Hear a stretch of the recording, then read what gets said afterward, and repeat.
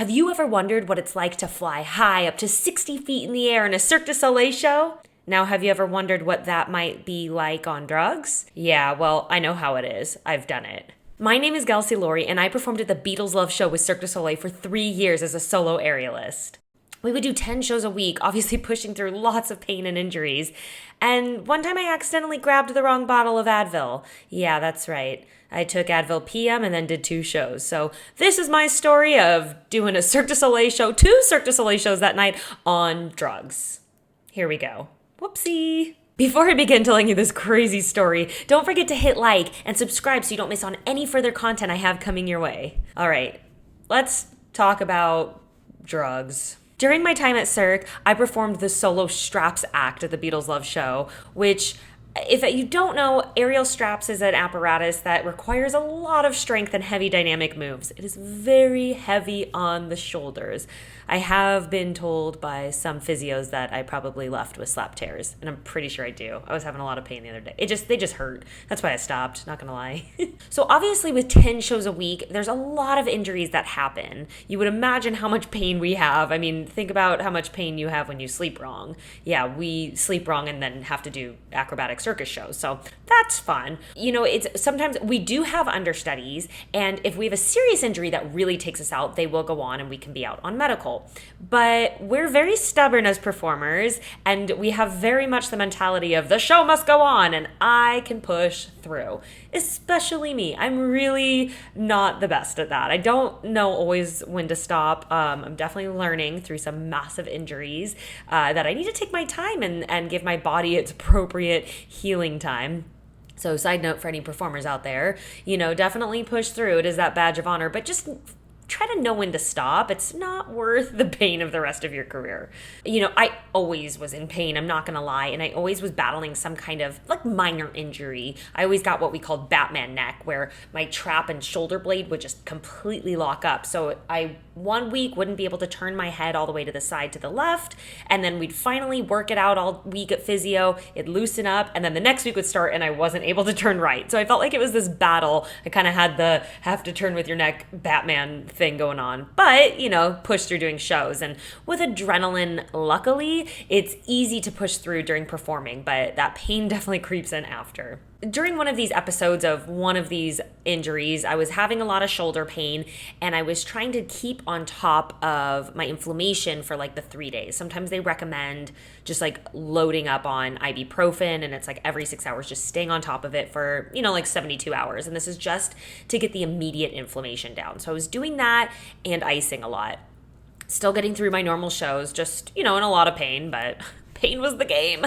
During one of these days, I was sitting doing my makeup. So before the show, I would always sit to get ready, do my makeup. And this is about the time I was always in the mood for coffee or something. So I would always go make a coffee and then drink that while I was doing my makeup, just to kind of give me that extra little jolt because we have 2 shows ahead of us. This one particular day, I'm sitting in the dressing room, I'm doing my makeup, and I could just feel this I'm so tired. And I was like, okay, normal coffee time. And I was like, God, I really need to make a coffee. But then I could just feel this I don't know. I could feel the feeling, when you know that a coffee's not enough, you're like, a coffee's not going to do anything. I can tell the kind of tired this is. And I just think that'll be a joke. And I was like, damn, what's going on? So I keep doing my makeup and I'm debating, do I go get an energy drink, something a little stronger? And everything just kind of does this shift and shift out. And I was like, oh, this isn't just tired. This isn't good. Oh no, I know this feeling. I jumped up out of my seat, started digging through my bag, and all the girls in the dressing room can tell my panic. They're like, Gelsey, what's going on? Are you okay? And I was not saying anything, just digging. I find my Advil bottle. I look at it. It says Advil PM. Whoops. I grabbed the wrong bottle from home, and I took not the recommended dose of Advil PM, which is 2 pills, because I normally take 800 milligrams of ibuprofen.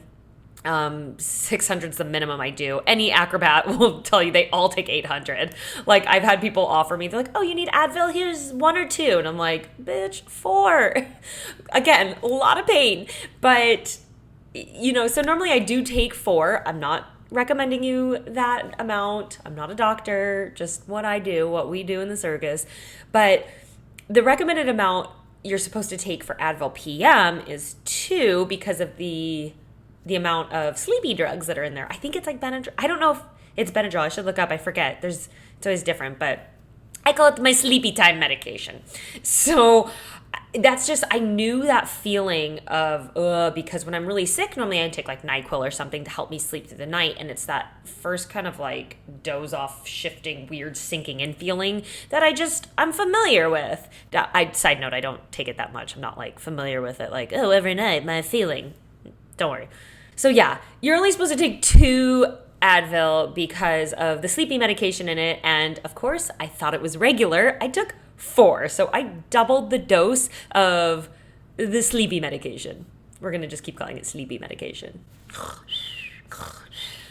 Like FML. So I knew I had to let someone know.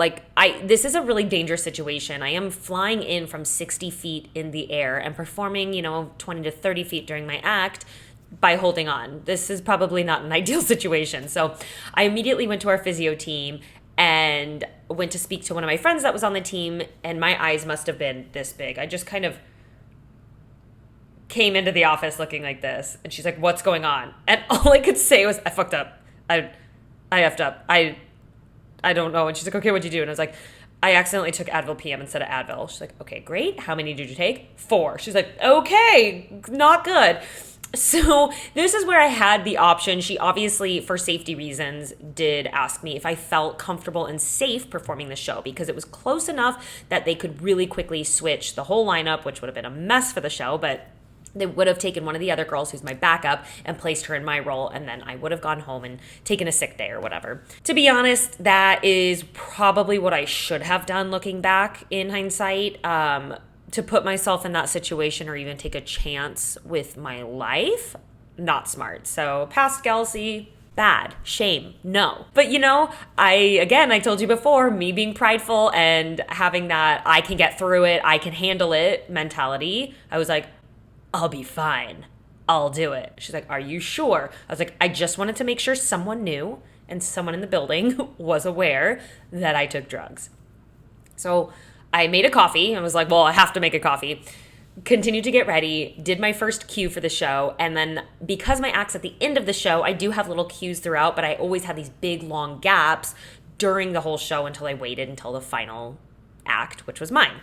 So the entire show, I was in the training room just on the elliptical. I had a coffee and I just would not get off the elliptical, because if I stopped or heaven forbid sat down, oh my God, the exhaustion and shift that came in was overwhelming. Again, maybe I should have gone home. But here I am, the dumbass I am, on the elliptical the entire show.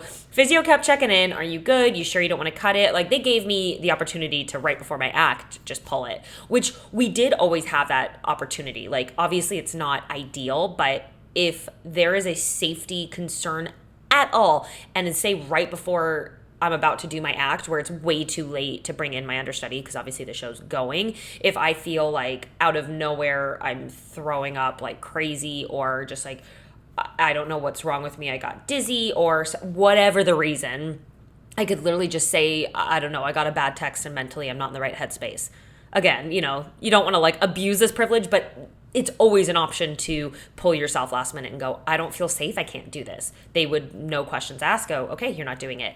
So my act had a no-fly option. This would happen if something like that, if I was unable to do it, or mechanically, technically, if something was going wrong. There was a version where I just walked on stage. If you haven't seen the full act, I do have it here on my YouTube. But instead of flying in, I would walk in. I had this little moment with my son, would tuck him in, and then when I would go for the car hit that would normally launch me into the air and finish off in my dramatic acrobatic death, I would just walk to the car would hit me, it would explode like it normally does, and I would just dramatically run off the other way. It is the most embarrassing thing. Oh, and then nothing happens for the rest of the number. Just the big car parts just fly, get walked around like all the guys that have them, and that's what people are watching. I've done it. It's really embarrassing because I do a whole lot of nothing. I literally come on stage, tuck in a boy, and then like dramatically run off stage in a fake death. And then when it's time for bows, I come out and I'm just like, thank you. And it's so like, oh my God. I'm like, can I just not go out for bows when that happens? But I had to do it, I think 3 or 4 times I did the no fly, and that was a technical reason. There was, I bailed halfway through my act. I came down one time and the straps normally would kind of start to come down, and I would rewrap before I would walk to the car and get hit. One time they like weren't coming down, and it is computer programs and automation. They do have to call it cue by cue up in the production manager's booth. But it still is a computer, and I just was worried that like maybe there was a glitch in the system, and what if it jumps ahead to a further cue where it sends my straps up and I'm not ready, and then it rips my shoulders out. Like I had like literally a 0.3 seconds to think of all this and decide whether I'm going to stay or bail. So that show I did bail, just ran off when the car hit me, and everyone said I made the right choice because it's just not. And then later they explained they were having trouble up in the rigging. It would have come down, but I was not reprimanded. Like I said, if it's a question of safety, we are always encouraged to bail. So I did do it that time. But anyways, fast forward. It comes time to my act. Physio's like, are you sure you want to go on? Do you want to just do the no fly act? And I'm like, no, it's fine. I can do it. I'm up in the grid. I get in my straps and I'm standing there. And I remember just being like, again, this is where I should have just called it. But I didn't. Luckily, I'm still here. Hi. But I remember being up in and I'm waiting to fly in. And I was just thinking, these medications say you shouldn't operate heavy machinery or drive.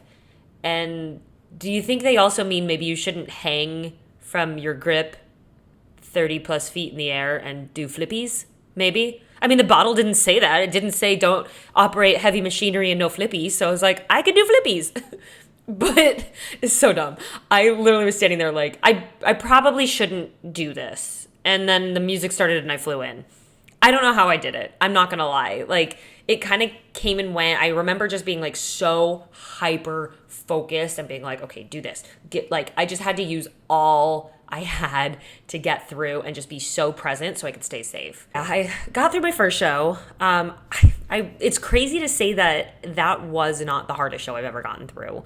I have definitely had shows where I was just so physically exhausted, that I didn't think I could pull up at all in any of my strength moves. Like, I was just like, this is where I let go and fall, or just hang and dangle. And like, it was crazy. There was definitely, this was more of like a drugged out tired, like not with it in that sense, which is not a great feeling either. But there was one show I just remember getting up and then I'm up in the pitch black like grid above the stage, after my act, and I remember just collapsing and crying one time. I was just that tired.